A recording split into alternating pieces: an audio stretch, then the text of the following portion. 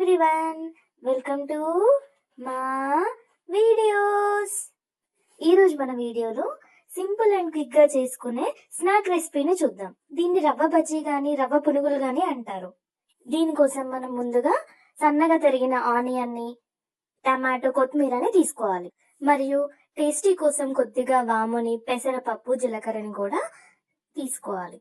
ఇక్కడ ఈ ఐటమ్స్ అన్ని 250 గ్రామ్స్ రవ్వకి సరిపోయేలా తీసుకున్నాను. ఆ తర్వాత రవ్వని తీసుకొని 1 స్పూన్ సాల్ట్ ని యాడ్ చేసుకోవాలి. ఆ తర్వాత చిన్నగా కట్ చేసుకున్న ఒక పెద్ద టమాటా ముక్కలని యాడ్ చేసుకోవాలి. ఆ తర్వాత సన్నగా తరిగిన ఆనియన్స్ ని, పెసరపప్పుని, వాము, జీలకర్ర ఇలా మనము ముందుగా పెట్టుకున్న అన్ని పదార్థాలను యాడ్ చేసుకోవాలి.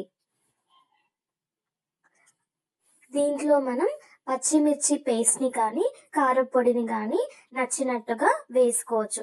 ఇక్కడ నేను పచ్చిమిర్చి పేస్ట్ ని యాడ్ చేస్తున్నాను. ఆ తరువాత ఈ పదార్థాలన్నీ రవ్వకి పట్టేలా కలుపుకోవాలి.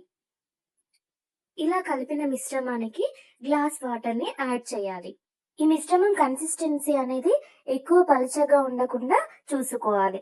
ఆ తర్వాత స్టవ్ పై గిన్నెలో డీప్ ఫ్రైకి సరిపడా ఆయిల్ ని తీసుకొని వేడి చేయాలి. ఆయిల్ వేడయ్యాక చేతితో కొద్ది కొద్దిగా పిండిని వేస్తూ ఆయిల్లో ఫ్రై చేయాలి.